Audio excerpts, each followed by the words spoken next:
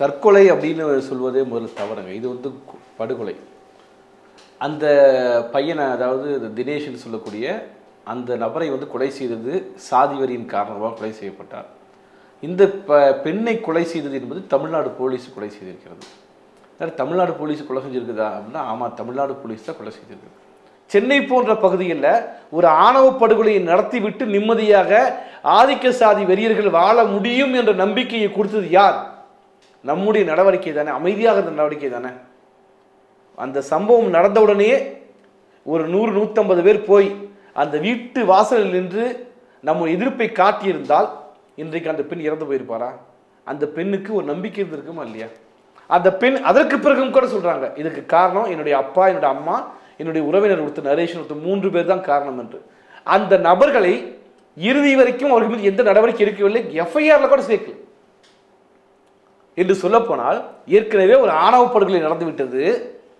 நடந்து முடிந்த பிறகு அந்த பெண், அதாவது அந்த இறந்து போனவருடைய மனைவி சொல்கிறார், என்னுடைய அப்பாவும் அம்மாவும் குடும்ப உறுப்பினரும் சேர்ந்துதான் இந்த செயலில் ஈடுபட்டாங்க, அவர்களை விசாரிக்கவோ அவர்கள் மீது நடவடிக்கை எடுக்கவோ இல்லைன்னு சொன்னால அந்த பெண் இறந்து போகாமல் என்ன செய்வார்?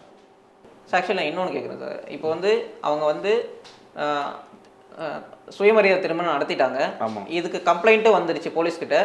போலீஸ் வந்து கம்ப்ளைண்ட் வந்தப்பவே இதில் ஒரு பெரிய பிரச்சனை இருக்கு, 2 சமூகம் ஈடுபட்டு இருக்கு, இது வந்து பெரிய பிரச்சனையாக வரப்போகுதுன்னு முன்கூட்டியே அறியாம ஏன் இவங்களை பாதுகாப்பு கொடுக்காம இருக்காங்க? அதுதான் நான் சொல்ல வரேன். போலீஸோட புத்தியே சாதிவெறி புத்தியா இருக்குன்னு நான் சொல்ல வரேன்.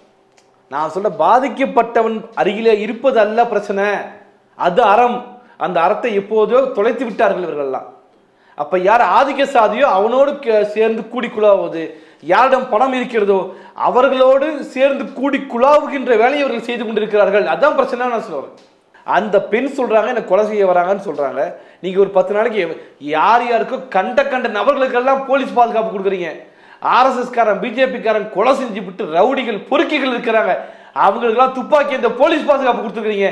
இந்த பெண்ணுடைய குடும்பத்துக்கு போலீஸ் பாதுகாப்பு கொடுத்தா என்ன கேடு வந்துடும் உங்களுக்கு? வழக்கறிஞர் பாப்பா மோகன் தான் இந்த வழக்கை அவ்வளவு தூரம் எடுத்துக்கொண்டு போராடினார். இறுதி வரைக்கும் அவர் சொல்றாங்க, சம்பந்தப்பட்ட அந்த பெண் சொல்லக்கூடிய 3 பேரை மீது வந்து எஃப்ஐஆர் பதிவு செய்யலைன்னு சொல்றாங்க. ஆனால் எஃப்ஐஆர் பதிவு செய்யல, பதிவு செய்யுங்க என்று வலியுறுத்துகிறார்கள், பதிவு செய்யவே இல்லை. அப்ப இந்த ஒரு பாதிக்கப்பட்ட ஒரு பெண்ணுக்கு என்ன மனநிலை வரும்? யாரும் நமக்கு ஆதரவு இல்லை, நம்முடைய கணவனை கொண்டுட்டாங்க, நாம சொல்றோம் நமக்காக தமிழ்நாட்டில் மிகச்சிறந்த ஒரு வழக்கறிஞர் போராடி கொண்டிருக்கிறார், உயர்நீதிமன்றத்தில் பேசுறாரு, போலீஸ் ஸ்டேஷன் வந்து பேசுறாரு, ஆனால் குற்றவாளிகள் பெயரை கூட ஒரு எஃப்ஐஆர்ல கூட சேர்க்க முடியாத ஒரு கேவலமான ஒரு நிலைமை இருக்குது போது அந்த பெண் இறந்து போயிருக்கிறார். அந்த பெண் இறக்கவில்லை, நம் முகத்தில் காரி துப்பிட்டு போயிருக்கிறார். ஷர்மியோட லெட்டர் வந்து டைரக்டா சமூகத்து மேல காரி துப்பிட்டு போயிருக்காங்க அப்படின்னு சொல்றீங்க. சமூகத்தின் மீது மட்டுமல்ல, முதல்ல போலீஸ் துறை எவ்வளவு கேவலமாக இருக்கிறது, ஆதிக்க சாதியின் பக்கம் இருக்கிறதுன்னு சொல்ல போறாங்க. இரண்டாவது, இந்த சமூகம் நம்ம சொல்றோம் இல்லையா, இது ஒரு முற்போக்கான சமூகம் என்று, அதன் மீது காரி துப்பிருக்கிறார். அதன் வழி நமக்கும் இருக்கிறது. மெட்ராஸ் ஸ்கூல் ஆஃப் ஜேர்னலிசம் வழங்கும் diploma in applied journalism and digital media. ஆழமான கருத்தியல் வகுப்போடு தொழில்நுட்ப பயிற்சி, செய்திக்களத்தில் நேரடி அனுபவத்தோடு செய்தி சேனல்களில் பயிலும் வாய்ப்பு, முன்னணி ஊடக ஆளுமைகளின் தொடர்ச்சியான கலந்தாய்வு மற்றும் கற்பித்தல். மாணவர் சேர்க்கை நடைபெறுகிறது. இன்றைய தொடர்பு கொள்ளுங்கள். சார் வணக்கம். சார் வணக்கம். ஆக்சுவலி தமிழகத்திலே இப்போ ரீசனாக உலுக்கிய பள்ளிக்கரணை தினேஷோட ஆணவ படுகொலை நடந்திருக்கு. அவங்களோட மனைவி வந்து இப்போ வந்து தற்கொலை முயற்சி செஞ்சு அண்டர் ட்ரீட்மெண்ட்ல இருந்து இப்போ இறந்துருக்காங்க. இது ஏன் நடந்தது, என்ன நடந்தது அப்படின்னு சொல்லுங்க. இது தற்கொலை அப்படின்னு சொல்வதே முதல்ல தவறுங்க. இது வந்து படுகொலை. அந்த பையனை, அதாவது தினேஷ்னு சொல்லக்கூடிய அந்த நபரை வந்து கொலை செய்தது சாதி வரியின் காரணமாக கொலை செய்யப்பட்டார். இந்த பெண்ணை கொலை செய்தது என்பது தமிழ்நாடு போலீஸ் கொலை செய்திருக்கிறது.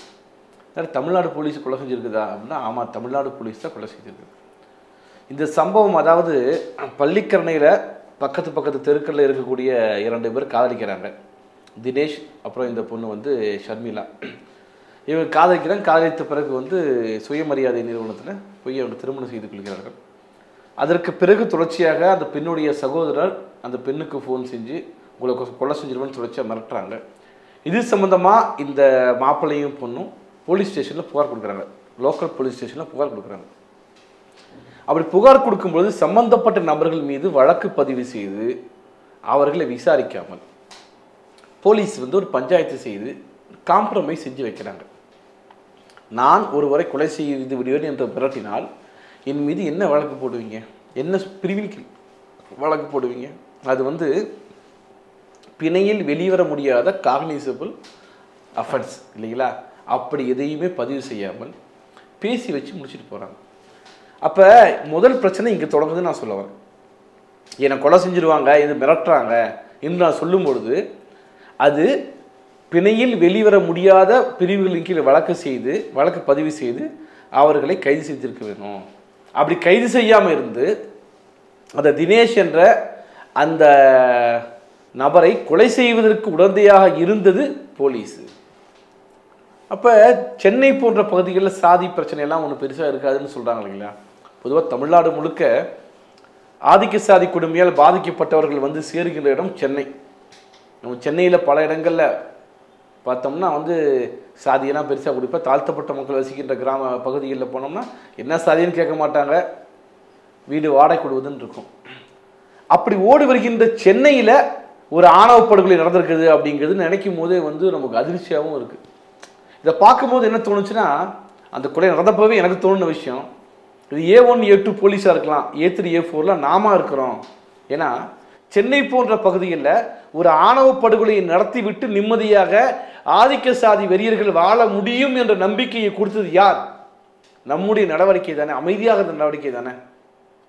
அந்த சம்பவம் நடந்தவுடனே ஒரு 100-150 பேர் போய் அந்த வீட்டு வாசலில் நின்று நம்ம எதிர்ப்பை காட்டியிருந்தால் இன்றைக்கு அந்த பெண் இறந்து போயிருப்பாரா? அந்த பெண்ணுக்கு ஒரு நம்பிக்கை இருந்திருக்குமா இல்லையா? அந்த பெண் அதற்கு பிறகும் கூட சொல்றாங்க, இதுக்கு காரணம் என்னுடைய அப்பா, என்னுடைய அம்மா, என்னுடைய உறவினர் ஒருத்தர் நரேஷன் ஒருத்தர் 3 பேர் தான் காரணம் என்று. அந்த நபர்களை இறுதி வரைக்கும் அவர்கள் மீது எந்த நடவடிக்கை எடுக்கவில்லை, எஃப்ஐஆர்ல கூட சேர்க்கல என்று சொல்ல போனால் ஏற்கனவே ஒரு ஆணவ படுகொலை நடந்து விட்டது.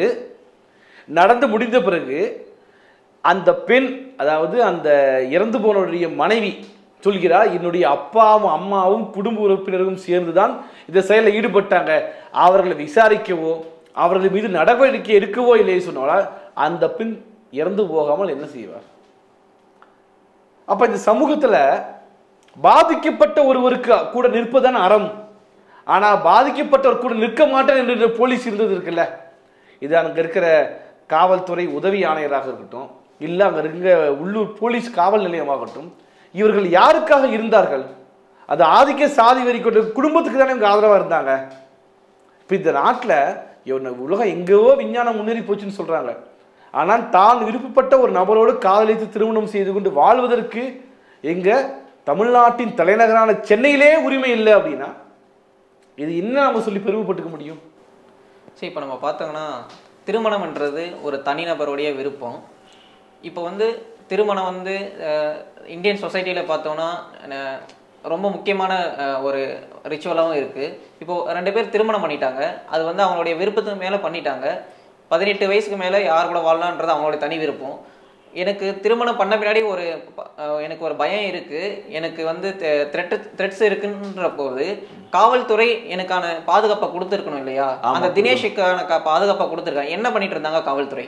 அதான் நான் சொல்ல வரேன். அந்த பொதுவாக என்ன செய்யறாங்க, இது போன்ற விஷயங்கள்ல இதெல்லாம் ஒரு பெரிய பொருட்டாக மதிப்பதே கிடையாது. போலீஸ் என்ன கொலை செய்ய வராங்க அப்படின்னா 2 பேரும் நீங்கள் வந்து காம்ப்ரமைஸில் லெட்டர் எழுதி கொடுத்துட்டு போயிருங்க. நடப்பது தமிழ்நாடு முழுக்க பல இடங்களில், குறிப்பாக இந்தியா முழுக்க, குறிப்பாக தமிழ்நாட்டில் தான் ஆணவ படுகொலை அதிகம். இது ஒரு ஆணவ படுகொலைக்கான வாய்ப்பு இருக்குது என்று ஒரு முகாந்திரமாக ஒரு பெண் சொல்லும் பொழுது அதை எடுத்துக்கொண்டு சம்பந்தப்பட்டவர்களை கைது செய்திருக்கணும். அந்த குடும்பத்துக்கு போலீஸ் பாதுகாப்பு கொடுத்துருக்கணுமா இல்லையா? ஆக்சுவலி நான் இன்னொன்று கேட்குறேன் சார். இப்போ வந்து அவங்க வந்து சுயமரியாதை திருமணம் நடத்திட்டாங்க, இதுக்கு கம்ப்ளைண்ட்டும் வந்துருச்சு போலீஸ் கிட்ட.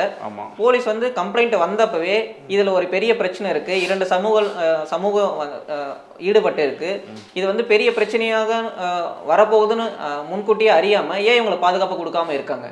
அதுதான் நான் சொல்ல வரேன். போலீஸோட புத்தியே சாதிவெறி புத்தியா இருக்குன்னு நான் சொல்ல வரேன். நான் சொல்ல பாதிக்கப்பட்டவன் அருகிலே இருப்பது அல்ல பிரச்சனை, அது அறம். அந்த அறத்தை எப்போதோ தொலைத்து விட்டார்கள் இவர்கள்லாம். அப்ப யார் ஆதிக்க சாதியோ அவனோடு சேர்ந்து கூடி குழாவது, யாரிடம் பணம் இருக்கிறதோ அவர்களோடு சேர்ந்து கூடி குழாவுகின்ற வேலையை அவர்கள் செய்து கொண்டிருக்கிறார்கள். அதான் பிரச்சனை நான் சொல்லுவேன்.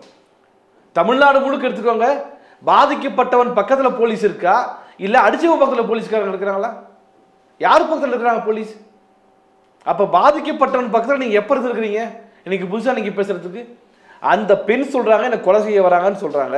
நீங்க ஒரு 10 நாளைக்கு யார் யாருக்கோ கண்ட நபர்களுக்கெல்லாம் போலீஸ் பாதுகாப்பு கொடுக்குறீங்க. RSS காரன் பிஜேபி காரன் கொலை செஞ்சு விட்டு ரவுடிகள் பொறுக்கிகள் இருக்கிறாங்க, அவங்களுக்கெல்லாம் துப்பாக்கி இந்த போலீஸ் பாதுகாப்பு கொடுத்துருக்கீங்க. இந்த பெண்ணுடைய குடும்பத்துக்கு போலீஸ் பாதுகாப்பு கொடுத்தா என்ன கேடு வந்துடும் உங்களுக்கு? யார் தடுத்தது? உங்கள் புத்தியில என்ன இருக்குது? அப்ப பாதிக்கப்பட்டவன் பக்கத்தில் நிற்க வேண்டிய அறம் என்ற இது இல்லாமல் எவன் பணம் கொடுக்கிறானோ, எவன் ஆதிக்க சாதியோ, எவன் செல்வாக்கு பிடிக்கிறானோ, செல்வாக்கு மிக்கவன் பக்கத்தில் போய் நின்றுக்கிறீங்க, கேவலம் இல்லையா? அதற்கு பிறகும் கூட அந்த சம்பந்தப்பட்ட ஏசி மீது தமிழ்நாடு அரசு நடவடிக்கை எடுக்கவில்லை. ஒரு கொலை நடந்திருக்கு, அதுக்கு அங்க இருக்க காரணம், அதுக்கு காரணம் யாரு? அங்க இருக்கிற உள்ளூருக்கு போலீஸ்க்கு சம்பந்தம் இல்லையா? ஏன் நீங்க போலீஸ் பாதுகாப்பு கொடுக்கல உங்களுக்கு? அப்ப சம்பந்தப்பட்ட போலீஸ் ஸ்டேஷன் எல்லா போலீஸ் எல்லாத்துக்கும் மீறி நடவடிக்கை எடுத்துக்கணும், ஏன் எடுக்கல? அதை விடுங்க. அதற்கு பிறகு வழக்கறிஞர் பாப்பா மோகன் தான் இந்த வழக்கை அவ்வளவு தூரம் எடுத்துக்கொண்டு சொல்லி போராடினார். இறுதி வரைக்கும் அவர் சொல்றாங்க சம்பந்தப்பட்ட அந்த பெண் சொல்லக்கூடிய 3 பேரை மீது வந்து எஃப்ஐஆர் பதிவு செய்யலைன்னு சொல்றாங்க. ஆனால் எஃப்ஐஆர் பதிவு செய்யல, பதிவு செய்யுங்க என்று வலியுறுத்துகிறார்கள், பதிவு செய்யவே இல்லை. அப்ப இந்த ஒரு பாதிக்கப்பட்ட ஒரு பெண்ணுக்கு என்ன மனநிலை வரும்? யாரும் நமக்கு ஆதரவு இல்லை, நம்முடைய கணவனை கொண்டுட்டாங்க, நாம சொல்றோம் நமக்காக தமிழ்நாட்டில் மிகச்சிறந்த ஒரு வழக்கறிஞர் போராடி கொண்டிருக்கிறார், உயர்நீதிமன்றத்தில் பேசுறாரு, போலீஸ் ஸ்டேஷன் வந்து பேசுறாரு, ஆனால் குற்றவாளிகள் பெயரை கூட ஒரு எஃப்ஐஆர்ல கூட சேர்க்க முடியாத ஒரு கேவலமான ஒரு நிலைமை இருக்குது போது அந்த பெண் இறந்து போயிருக்கிறார். அந்த பெண் இறக்கவில்லை, நம் முகத்தில் காரி துப்பிட்டு போயிருக்கிறார். சரி, இப்போ நம்ம பார்த்தோம்னா அந்த ஷர்மின்ற பெண் வந்து இறந்துருக்காங்க. அதாவது தெளிவாக சொல்லணும்னா சமூகத்தால் கொலை செய்யப்பட்டிருக்காங்க. இந்த சமூகம் அவங்க போலீஸால் கொலை செய்யப்பட்டிருக்கிறான்னு சொல்லுங்க. இப்போ வந்து அந்த விஷயத்தில் நம்ம பார்த்தோம்னா அந்த பெண் வந்து ஏற்கனவே கணவன் இறந்துருக்காங்க. இப்போ ஒன்று அவங்களுக்கு வந்து நிறைய பாதுகாப்பு தேவைப்படும், நிறைய எமோஷனல் சப்போர்ட் தேவைப்படும், இந்த நிறைய கவுன்சிலிங் தேவைப்படும். இதெல்லாம் கவர்மெண்ட் செஞ்சாங்களா? இதெல்லாம் அதான் நான் சொல்லுவேன், செய்யவில்லை. இதெல்லாம் செய்திருக்க வேண்டும், ஏன் நீங்கள் செய்யவில்லை என்ற கேள்வியை நாம் கேட்கணும். அதாவது தமிழ்நாட்டில் 2017ஆம் ஆண்டிலிருந்து 2021ஆம் ஆண்டு வரைக்கும் 4 ஆண்டுகளில் மட்டுமே 203 ஆணவ கொலை நடந்திருக்குது. இந்த ஆணவ கொலைகளில் எத்தனை பேருக்கு தண்டனை கொடுக்கப்பட்டிருக்குது? நமக்கு தெரிந்து கண்ணகி முருகேசன் வழக்கு, கோகுல்ராஜ் வழக்கு, உடுமலை சங்கர் வழக்கு, இந்த 3 பேர்த்தவரை நம்ம யாருமே கண்ணில் காட்ட முடியாது. 4 ஆண்டுகளில் 203 படுகொலைகள் நடந்திருக்கு, ஆணவ படுகொலைகள்.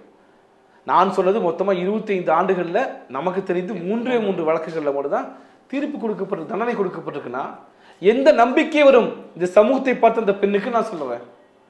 ஆக ஆதிக்க சாதி வெறியர்கள் ஒரு ஓங்கி இருக்கிறார்கள், அவர்களுக்கு ஆதரவாக இந்த அரசும் போலீஸும் இருக்குது என்று சொல்ல போனால் இந்த அரசும் போலீஸும் யாருக்காக செயல்பட்டு இருக்கிறது? அந்த ஆதிக்க சாதி வெறியர்களுக்கு தான் செயல்பட்டுக்கிறீங்க. இங்க தமிழ்நாட்டில் தொடர்ச்சியாக ஆணவ கொலைக்கு எதிரான தடுப்பு சட்டம் கொண்டு வர வேண்டும் என்று தொடர்ச்சியாக பேசியிருக்கிறோம். ஆனால் அப்படி ஒரு சட்டம் இயற்றப்படுவதற்கு உங்களை எது தடுக்குது? இல்லை வந்துச்சுன்னா வேற ஜாதிக்காரங்க ஓட்டு போட மாட்டாங்களா? ஸோ இப்போ பார்த்தா நம்ம தூத்துக்குடி, திருநெல்வேலி, புதுக்கோட்டையில் தான் அதிகமான ஆணவ கொலைகள் பதிவாகிற இடங்கள். அந்த இடங்களில் அதுவே நம்ம ஆணவ கொலை எதிரான ஒரு டிஸ்ட்ரிக்ஸாக அறிவிக்க சொல்லி நான் கேட்டுட்ருக்கோம். இந்த நிலைமையில ஒரு தமிழ்நாட்டின் தலைநகரான சென்னையில் மக்கள் அதிகமாக வந்து கூடி வாழ்கிற காஸ்மோபாலிட்டிஷன் ஒரு சிட்டியில் இந்த மாதிரி படுகொலைகள், ஆணவ கொலைகள் நடக்கிறது எதை உணர்த்துது? அப்படின்னா நான் சொன்ன 4 ஆண்டுகளில் 203 படுகொலைகள் நடந்திருக்குது.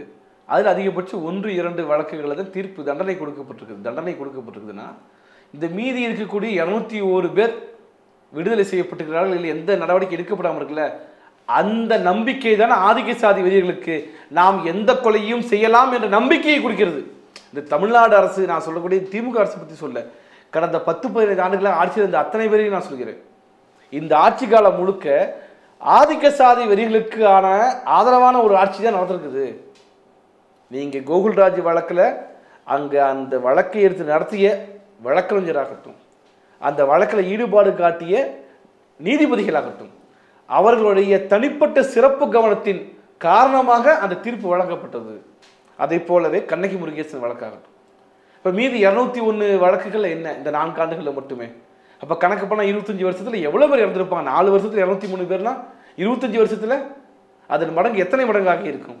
அப்போ ஆதிக்க சாதி வெறியர்களுக்கு ஒரு பாதுகாப்பான பூமியாக தமிழ்நாடு மாறிவிடுமோ என்ற அச்சம் இது நமக்கு காட்டுது. தமிழ்நாட்டில் தலைநகர் சென்னையில் பள்ளிக்கரணையில் கூட நாங்கள் ஆதிக்க சாதியினர் சேர்ந்து நாங்கள் ஆணவ படுகொலை செய்ய முடியும் என்ற நம்பிக்கையை விதைத்தது எது? தமிழ்நாடு. இது வரைக்கும் தமிழ்நாடு அரசாங்கங்களுடைய நடவடிக்கை தான், போலீஸுடைய நடவடிக்கை தான், அதை தாண்டி வேறு ஒன்றுமில்லை. சரி, இப்போ நம்ம போலீஸோட ரோல் வந்து ஆணவ கொலை செய்யும் ஆதிக்க வெறியர்களுக்கு ஒரு பக்கபலமாகவே இருக்காங்கன்ற குற்றச்சாட்டு எப்பவும் சொல்லிகிட்டே இருக்கும். இது எந்த அளவுக்கு உண்மை? நீங்கள் நடவடிக்கை எடுக்கவில்லை என்றாலே நீங்கள் அதுக்கான பொருள் என்னன்னு நான் கேட்குறேன். ஏன் நடவடிக்கை எடுக்கவில்லை? அதுக்கான பதில் நான் என்ன சொன்னால், சம்பந்தப்பட்ட ஏசியிலிருந்து அங்கே இருக்கிற லோக்கல் இன்ஸ்பெக்டர், அடிநிலை அங்கே இருக்கிற எஸ்ஐ வரைக்கும் எல்லோரையும் கைது செய்து விசாரிங்க. ஏன் நடவடிக்கை எடுக்கவில்லைங்கிற கேள்வி கேளுங்க. நீங்களும் நானும் ஒரு வேலையை செய்யாமல் விட்டால் ஏற்படக்கூடிய பாதிப்பு என்பது வேறு. ஒரு போலீஸு, ஒரு காவல்துறை செய்ய வேண்டிய வேலையை செய்யாமல் விட்டால் வரக்கூடிய பிரச்சனை வேறுன்னு நான் சொல்ல வரேன். நீங்கள் ஒரு கம்பெனியில் வேலை செய்கிறீங்க, நீங்கள் வீடியோ எடுக்காமல் போகிறீங்க, அதனால் யாருக்கு நஷ்டம்? தனிப்பட்ட நிறுவனத்துக்கு நஷ்டம். ஆனால் ஒரு போலீஸிடம் பாதுகாப்பு கேட்டு வருகிறார்கள், அந்த போலீஸ் பாதுகாப்பு கொடுக்கவில்லை என்று சொன்னால் பாதிப்பு யாருக்கு? சமூகத்துக்கு இல்லை. லா அண்ட் ஆர்டர் பிரச்சனையை கிரியேட் பண்ணது யாரு? ஆதிக்க சாதி வெறிகள் என்று சொல்ல போனால் அங்கே செய்ய வேண்டிய வேலையை செய்யாமல் விட்டதன் காரணமாக தினேஷ் படுகொலை செய்யப்பட்டார். அடுத்து இந்த பொண்ணு இறந்து போயிருக்கிறாங்க. சரி, இப்போ வந்து நம்ம தமிழ்நாட்டில் முக்கியமான 3 கேஸ் சொன்னீங்க. இப்போ இந்த முக்கியமான 3 கேஸை தவிர மற்ற எல்லா கேஸுமே என்ன நிலைமையில் இருக்குன்னு அதிகமாக நம்ம கவனத்தில் கொள்றதில்ல, அரசும் கவனத்தில் கொள்றதில்ல. அப்படி பார்க்கும்போது இந்த ஆணவ கொலையை வந்து ஒரு தேர்தல் உத்தியாகவும் மக்களை வந்து தன்னுடைய ஓட்டுக்காகவும் பயன்படுத்துகிறாங்க அப்படின்ற ஒரு நிலைப்பாடு இருக்குல்ல, ஒரு பேச்சு இருக்குல்ல, அது எந்த அளவுக்கு உண்மை? இந்த ஆணவ படுகொலை என்பது நீங்கள் வந்து எல்லா சாதி சங்கங்களும் தற்பொழுது RSS கட்டுப்பாட்டுக்கு வந்துருச்சு. முன்னாடியே இந்த ஆணவ படுகொலை நடந்திருக்கலாம். நீங்கள் குறிப்பாக பார்த்தீங்கன்னா, உடுமலை சங்கர் கொலை செய்யப்பட்ட பிறகு அந்த கொலையிலே ஈடுபட்ட கௌசல்யாவுடைய குடும்பத்துக்கு ஆதிக்க சாதி வெறியர்கள் தமிழ்நாடு முழுவதும் பணம் திரட்டி கொடுத்தார்கள். இந்த படுபாதக செயலை செய்தவர்கள் கைது செய்யப்படவில்லை. கைது செஞ்சிருக்கோம். கொலை செஞ்சவங்க குடும்பத்துக்கு, தியாகியின் குடும்பத்துக்கு பணம் வசூல் பண்ணி கொடுக்குறாங்க தமிழ்நாடு முழுக்க. இப்படிப்பட்ட ஒரு சம்பவம் நடந்துச்சு. இப்படிப்பட்ட சம்பவம் நடைபெறும் பொழுது ஏன் நினைப்பாங்க, சரி நம்ம குடும்பத்தை ஒருத்தன் ஜெயிலுக்கு போட்டோம், வெளியே இருக்க ஆள் இருக்கிறாங்க. யுவராஜோடைய கருத்து இப்போ என்னவா இருக்கும்? தமிழ்நாட்டில் நீங்கள் ஜெயிலுக்கு கொடுத்துட்டீங்க, நாங்கள் சுப்ரீம் கோர்ட்டை போய் வெளியே வந்துடுவோம். யுவராஜோட மனைவி கூட அவர் ஜெயிலில் இருக்கும்போது நிதி திரட்டினாங்க. அதான் உண்மை. அப்போ இப்படிப்பட்ட நடவடிக்கைகளுக்கு நீங்கள் தடை விதிக்கணும். அதையும் தாண்டி ஆதிக்க சாதி சங்கங்களை தடை செய் என்ற முழக்கத்தை முன்வைக்க வேண்டும். நாம் தமிழ்நாடு முழுக்க போராட வேண்டும். தமிழ்நாடு அரசு ஆதிக்க சாதி சங்கங்களை தடை செய்ய வேண்டும். ஆதிக்க சாதி சங்கம்னு இருக்கிற வரைக்கும் அவன் ஆதிக்க சாதி பெருமையை பேசுவான், இந்த வீண் பெருமை வெட்டி பெருமையை பேசி எல்லோருக்கும் சாதி வரியை உருவாக்குவான். காதலிச்சா நான் என்ன கேட்குறேன்னா, ஒரு பெண்ணுடைய தனிப்பட்ட விருப்பம், காதலித்து திருமணம் செய்து தனிப்பட்ட விருப்பம், அந்த திருமணம் செய்து கொள்ளக்கூடாதுன்னு சொல்றது உனக்கு எந்த உரிமையும் கிடையாது. அந்த பெண்ணே ஒரு பொருளாக நீங்கள் கருதுவதுதான் இந்த சமுதாயம் கருதுது. ஏற்கனவே இருக்கக்கூடிய இந்த சமூகம் கருதுகிறது. அதற்கு எதிராக போராடுகிறார்கள். நான் சொல்லப்போனா, அந்த பெண்ணை விருப்பப்படுகின்ற அளவுக்கு நீங்கள் இருந்தால் அந்த பெண் உங்களை கல்யாணம் பண்றாங்க, இல்லை வேற ஒரு நபரை கல்யாணம் பண்றாங்க, அவ்வளவுதானே. அது அவங்க விருப்பம். அப்ப இந்த குறைந்தபட்ச உரிமையை கூட கொடுக்காத இந்த கேவலமான ஒரு சமூகத்தில் நாம் இருக்கிறோம் என்பதை மற்ற பெண்கள் உணரணும்னு நான் சொல்ல வரேன். ஆதிக்க சாதியில பிறந்தாச்சு, அப்பா வந்து கண்ணுன்னு கூப்பிடுறாரு, பாப்பான்னு கூப்பிடுறாரு, கொஞ்சறாரு, என்னை இப்படியே தாங்குறாருன்னு பேசாதீங்க. நீங்கள் உங்களுக்கு காதல் விருப்பத்தை சொல்லி பாருங்க, உங்க அப்பாவோட உண்மை முகம் தெரியும் நான் சொல்ல வரேன். ஏதோ கொஞ்சறாங்கன்னு பேசாதீங்க. பல பேர் இன்னைக்கு வந்து சோசியல் மீடியாவில் பேசுறாங்க, எங்க அப்பா எங்களுக்கு அதை போடுறாங்க இதை போடுறாங்க, எங்க அப்பா விட்டுறாங்க. உன்னுடைய உரிமையை பற்றி பேசு, உன் அப்பாவுடைய உண்மை முகம் தெரியும்.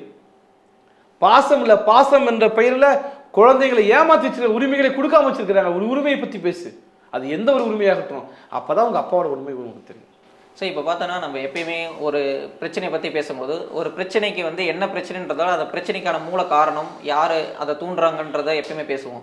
இப்போ வந்து ஆணவ கொலை மாதிரி விஷயத்தில் ஆணவ கொலை செஞ்சவங்களை நம்ம அதிகமாக பேசுகிறோம். அதை அதை தூண்டுறவங்களை சாதி சங்கங்களையும் அதுக்கு ஹெல்ப் பண்ணுற மற்ற RSS அப்படி அந்த மாதிரி அமைப்புகளையும் அதிகமாக யாரும் விமர்சிக்கிறதே இல்லை அப்படின்ற ஒரு குற்றச்சாட்டு இருக்குல்ல. அது நீங்கள் சொல்வது அப்படி ஒரு பிரச்சனை இருக்குதான் செய்யுது. நான் ஏற்கனவே சொன்னேன் இல்லையா, அனைத்து சாதி சங்கங்களும் RSS கட்டுப்பாட்டில் வந்துட்டாங்க. இப்போ எடுத்துக்காட்டு பார்த்தோன்னா வேங்கை வயலில் என்னங்க பிரச்சனை? வேங்கை வயலில் மலம் கலந்தவர்களை ஏன் கைது செய்ய முடியவில்லை? கைது செய்ய விடாமல் அங்கே ஆதிக்க சாதி சங்கங்களோடு இணைந்து களத்திலே அங்கே நின்று கொண்டிருப்பது RSS. கை வைக்க முடியாது இப்போ வரைக்கும். அதாவது சிபிஐக்கு அந்த வழக்கை மாற்ற வேண்டும் என்று மதுரையில் ஒரு வழக்கு போடப்பட்ட உயர்நீதிமன்ற கிளையில் அங்கே நீதிபதிகள் சொன்னார்கள், இந்த வழக்கை நீங்கள் யாருக்கு மாற்றினாலும் நீதி கிடைக்காது என்று சொன்னது யாரு? நீதிபதிகள். நீதியை கொடுக்க வேண்டிய நீதிபதிகள் சொன்னார்கள், யாருக்கு மாற்றினாலும் தீர்வு கிடைக்காது என்று. அப்ப ஆதிக்க சாதி வெறியர்களின் சொர்க்க பூமியாக தமிழ்நாடு மாறிக்கொண்டிருக்கிறதா? இது பெரியார் மண், இது திராவிட மண் என்று சொல்லி நாம் பெருமை பேசிக் கொண்டிருக்கிறோம், உண்மைதான். ஆனால் அதே நேரத்தில் இந்த ஆதிக்க சாதி சங்கங்களின் சொர்க்க பூமியாக தமிழ்நாடு மாறிக்கொண்டிருக்கிறது. முன்னை போல ஒரு தனிப்பட்ட சாதி சங்கங்களாக மட்டுமில்லை, அந்த சாதி சங்கங்களுக்கு பின்னால் RSS இருக்கிறது. அவர்கள் மீது நாம் கை வைக்க முடியாத ஒரு சூழலை உருவாக்கி வைத்திருக்கிறார்கள். இதுதான் நம்ம பார்க்க வேண்டிய விஷயம். அப்ப நம்ம செய்ய வேண்டிய வேலைன்னா இந்த ஆதிக்க சாதி சங்கங்களை தடை செய்யணும். இந்த மக்கள் மத்தியில் முன் எப்போதும் இல்லாத அளவுக்கு மிகப்பெரிய ஒரு பிரச்சாரத்தை கொண்டு சொல்லணும். ஜனநாயக உரிமை, காதலிப்பதும் திருமணம் செய்து கொள்வதும் ஜனநாயக உரிமை. இந்த ஜனநாயக உரிமையை கூட கொடுக்காத உன் அப்பாவுடைய, உன் குடும்பத்தாருடைய, உன் சாதியுடைய யோக்கியதையை இப்படி தெரிந்து கொள்ள வேண்டும். இப்போ நாம் பார்த்துருப்போம், இந்த கொங்கு பகுதியில் இந்த வள்ளி கும்மி ஆட்டம் என்பது ஏதோ கொங்கு பகுதியில் பாரம்பரியமாக எல்லா பகுதியிலும் செய்து கொண்டிருந்த ஒரு நிகழ்ச்சி கிடையாது. ஏதோ ஒரு குறிப்பிட்ட பகுதியில் பண்ணியிருக்கலாம். அதை நீங்கள் கொண்டு வந்து கொங்கு பகுதி முழுக்க கொண்டு வந்து அந்த சாதி ஒருங்கிணைக்கின்ற வேலையை செய்கிறார்கள். அதன் மூலமாக சத்தியம் வாங்குறாரு ஒருத்தர், என் சாதிக்காரனை கல்யாணம் பண்ணுவோம். எவ்வளோ கேவலம்! இப்படி கேட்பதே உன் சாதி பெண்களை கேவலப்படுத்தியது அல்லவா? என் சாதி பையனை தான் நான் கல்யாணம் பண்ணிக்குவேன் என்று பொதுவெளியிலே ஒரு பெண்ணை சத்தியம் வாங்குகிறாயே, இதை விட கேவலம் எங்கே இருக்க முடியுமா? இப்படிப்பட்ட சம்பவத்தை பார்க்குற ஆதிக்க சாதி வெறிகள், ஓ அப்படியா, நாம துணிஞ்சு இந்த வேலையில் ஈடுபடலாம், என்ன ஆயிடப்போகுது, நமக்கு பின்னாடி சாதி சங்கம் இருக்குது, காப்பாற்றும் நம்பிக்கையில் இருக்கிறாங்க. அப்ப இப்படி நான் தான் சொன்னேன் இல்லையா, இந்த சாதி சங்கங்களை தடை செய்யணும். அதற்கு என்ன செய்யணுமோ செய்யணும். அதை தாண்டி நான் சொல்கிறேன், இனிமேல் தமிழ்நாட்டில் எங்கேயாவது ஆணவ படுகொலை நடந்தால் திருப்பி நாம் அடிக்காதவரை இப்படிப்பட்ட செயல்கள் நடந்து கொண்டே இருக்கும். இப்படி ஒரு சம்பவம் ஆச்சா 1000 பேர் 500 பேர் அந்த வீட்டுக்கு முன்னாடி போய் நிற்போம், பிரச்சனை பண்ணும், போலீஸ் கைது செய்யாமல் இருக்கும் வரை அந்த இடத்த நகரக்கூடாது. ஏனென்றால் இந்த ஆதிக்க சாதியினருக்கு போலீஸ் எப்போதும் பக்கபலமாக இருக்கிறது. சரி, இப்போ நம்ம பார்த்தோன்னா நம்மளுடைய முதல்வர் வந்து எப்பயுமே நாங்கள் சமூக நீதிக்காக நிற்கிறவங்க, நாங்கள் வந்து ஒடுக்கப்பட்ட மக்களுக்காக நிற்கிறோன்னு சொல்கிறாங்க. ஆனால் ஒரு பிரச்சனைன்னு வரும்போது அந்த மக்களுக்கு பக்கம் அரசுகள் நிற்கிறதில்ல. இப்போ இருக்கிறவங்கள எப்பயுமே மக்களுக்கு ஒடுக்கப்பட்ட மக்களுக்காக ஓட் டைமில் நிற்கிறாங்களே தவிர, இப்போ கூட பார்த்தோங்கன்னா வேங்கை வயல் மக்களும் பரந்தூர் மக்களும் நிறைய வாக்குப்பதிவை நிராகரிச்சிருக்காங்க. இது வந்து அந்த மக்களோட கோபத்தை நம்ம எப்படி புரிஞ்சுக்கலாம்? இதற்கு கீழே காரித்து போவதற்கு எதுவுமே இல்லை. நான் சொல்லுகின்ற வார்த்தை கோபத்தில் சொல்லிங்க, உண்மை.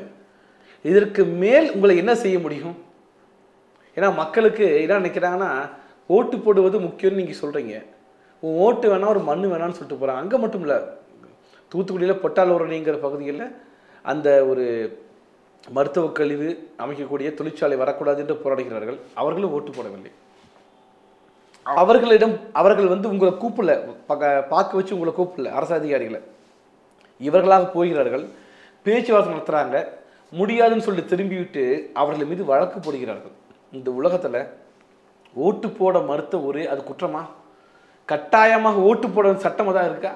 ஓட்டுன்றது நம்ம விருப்பப்பட்டு போகிறது. நான் விருப்பப்பட்டா போல. இப்போ நாளைக்கு என்ன பண்ணுவாங்க, பிஜேபிக்கு தான் ஓட்டு போடணும்னு சட்டமே கொண்டு வந்துடுவாங்க போல இருக்கு. இல்லை இந்த கட்சிக்கு ஓட்டு போடணும் சட்டம் கொண்டு. இப்போ தமிழ்நாடு அரசு யார் கையில் இருக்குது? போலீஸ் ராஜ்யமாக இங்கே இருக்குதா என்பதை பற்றி நம்ம பேச வேண்டியிருக்குதுங்க. அந்த மக்கள் யாரு? பரந்தூர் மக்கள் போராடி கொண்டிருக்கிறார்கள். அதாவது அந்த விமான நிலையம் வேண்டாம் என்று போராடுகிறார்கள். வேண்டாம் என்று போராடுவதற்கு உரிமை இருக்குது அவங்களுக்கு. அந்த உரிமையை நீங்க கொடுக்கல. போலீஸ் வச்சு வழக்கு போட்டீங்க, வந்து பார்க்குறவங்களெல்லாம் கைது செய்தீங்க. ஓட்டு போட மாட்டேன்னு சொல்கிறவங்களையும் அவங்கள மீது ஏன் பொய் வழக்கு நீங்கள் போடுறீங்க? உங்களை கூப்பிடல, நீங்களே பேச்சுவார்த்தைக்கு போவாங்க. போயிட்டு வந்த பிறகு ஏன் நீங்கள் வழக்கு போடுவீங்க? என்னென்னா அரசு ஊழியரை பணி செய்ய விடாமல் தடுத்தார்கள் வழக்கு போடுவீங்க. அப்போ ஓட்டு போடவில்லைன்னா நீங்கள் வழக்கு போடுவீங்களா? இதை விட கேவலம் எங்கேயா இருக்க முடியுமா? என்ன ஜனநாயக உரிமை? நீங்கள் வந்து பிஜேபி எதிர்க்கிறோம், அவங்கள எதிர்க்கிறோம் என்று மக்கள்கிட்ட வந்து மார்த்தடிக்கிறீங்க. உங்களுக்குலாம் வெக்கமாக கிடையாது?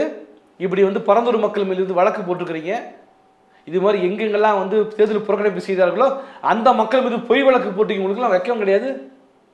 அப்போ இதெல்லாம் பற்றி நம்ம எப்போ பேச வேண்டியிருக்குது? அப்போ இந்த நாட்டில் ஒரு மக்களில் ஒரு நபர் ஓட்டு போடாமல் இருக்க கூட உரிமை கிடையாது.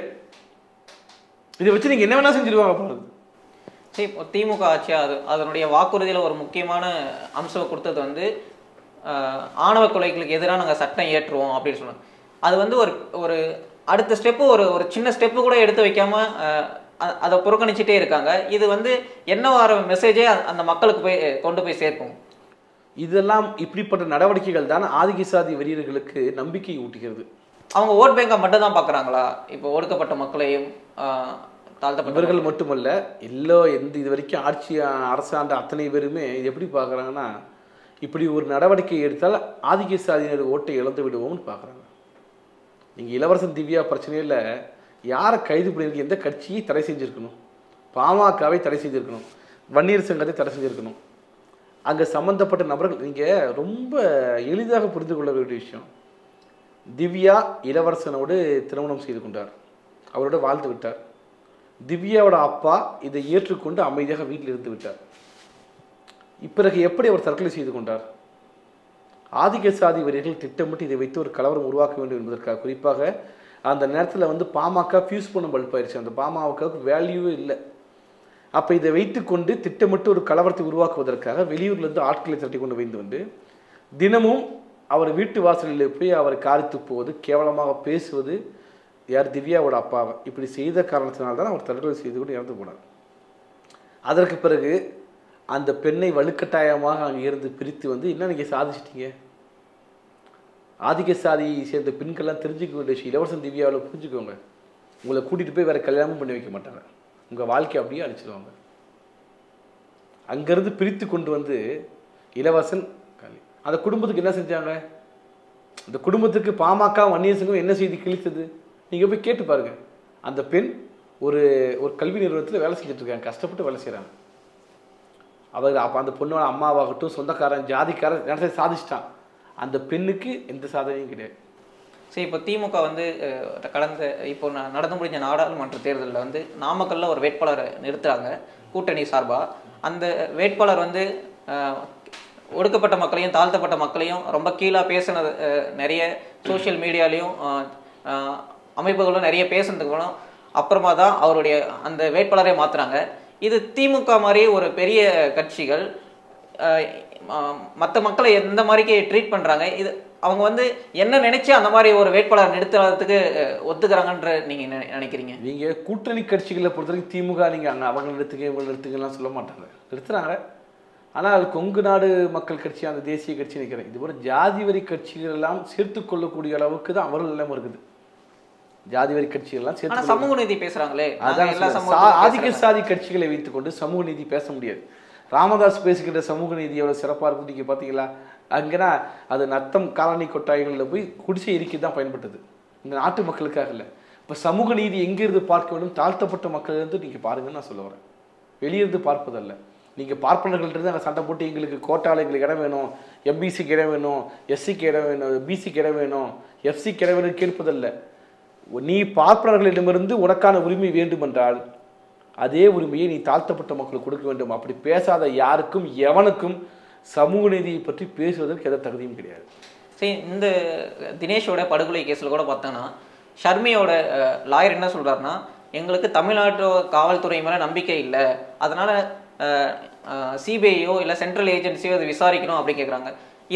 இது வந்து தமிழ்நாட்டு காவல்துறை மேலே இருக்கிற அவநம்பிக்கை எந்த அளவுக்கு காட்டுது?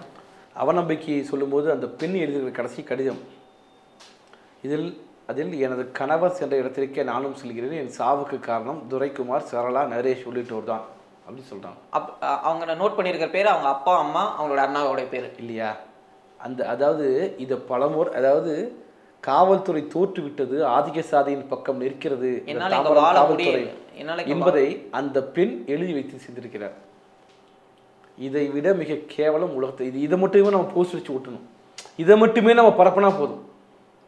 நடவடிக்கை நாளை காலையில் இல்லை நாளைக்குள்ளார நடவடிக்கை எடுக்கணும், சம்பந்தப்பட்ட ஏசி மேலே அந்த போலீஸ் ஸ்டேஷன் மேலே நடவடிக்கை எடுக்கணும். இல்லை என்றால் இது சமூக நீதி அரசு என்று பேசி என்ன பையன் நான் கேட்குறேன். நாங்கள் அதை செஞ்சோம் இதை செஞ்சோம். பெரியார் போட்டோவை நீங்கள் வைத்துக் கொண்டு போது என்ன பயன் இருக்குது? ஒரு மூத்த வழக்கறிஞர் பாப்பா மோகன் அவர்கள் தொடர்ச்சியாக இதுக்காக போராடிட்டு இருக்கிறார். நீதிமன்றத்தில் சொல்றாரு, நீதிமன்றத்தை பலமுறை முறையீட்டு பிறகும் கூட அந்த எஃப்ஐஆரில் சேர்க்க மாட்டாங்க, விசாரணை செய்ய மாட்டாங்கன்னு சொல்ல போனால் இது திட்டமிட்டு போலீஸால் செய்யப்பட்ட படுகொலை தான் இது ஷர்மி இறந்த போது. ஷர்மியோட லெட்டர் வந்து டைரக்டா சமூகத்து மேல காரி துப்பிட்டு போயிருக்காங்க அப்படின்னு சொல்றீங்க. சமூகத்தின் மீது மட்டுமல்ல, முதல்ல போலீஸ் துறை எவ்வளவு கேவலமாக இருக்கிறது, ஆதிக்க சாதியின் பக்கம் இருக்கிறதுன்னு சொல்ல போறாங்க. இரண்டாவது, இந்த சமூகம் நம்ம சொல்றோம் இல்லையா, இது ஒரு முற்போக்கான சமூகம் என்று, அதன் மீது காரி துப்பிருக்கிறார். அதன் வழி நமக்கும் இருக்கிறது. சரி, இப்போ இந்த மாதிரி அப்பப்போ நம்ம நடந்துட்டே இருக்கு. பொது சமூகமும் மக்கள் இயக்கங்களும் அடுத்த கட்ட நடவடிக்கை என்னென்ன செய்யணும்னு நான் தான் முன்னாடியே சொன்ன மாதிரி இந்த ஆணவ படுகொலைக்கு எதிரான தனி சட்டம் இயற்ற வைக்க வேண்டும் தமிழ்நாடு அரசை.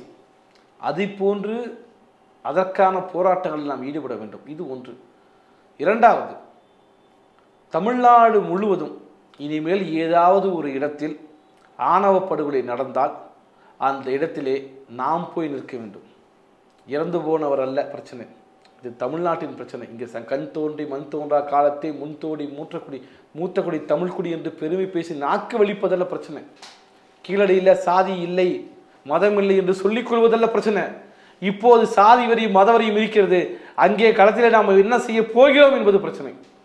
களத்தில் நிற்போம், ஆதிக்க சாதி வெறியர்களை நேருக்கு நேர் மோதுவோம்.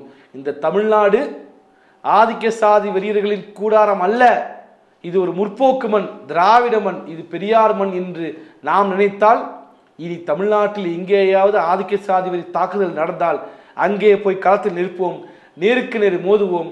உண்மையான கீழடியின் பண்பாட்டை, தமிழரின் பண்பாட்டை, பார்ப்பன எதிர்ப்பு பண்பாட்டை நிறுவி காட்டுவோம். அதுதான் சமூக நீதி. சார், இந்த இன்டர்வியூ இல்லைன்னா இந்த மாதிரி விஷயத்தை நம்ம அந்த சீஃப் மினிஸ்டரும் மற்ற துறை அமைச்சர்களும் பார்த்து தேவையான நடவடிக்கை எடுப்பாங்க அப்படின்னு நம்புவோம். இதே மாதிரி ஒரு நல்ல விஷயத்துக்கு மக்களுக்காக பேசுவோம். நன்றி. நன்றி.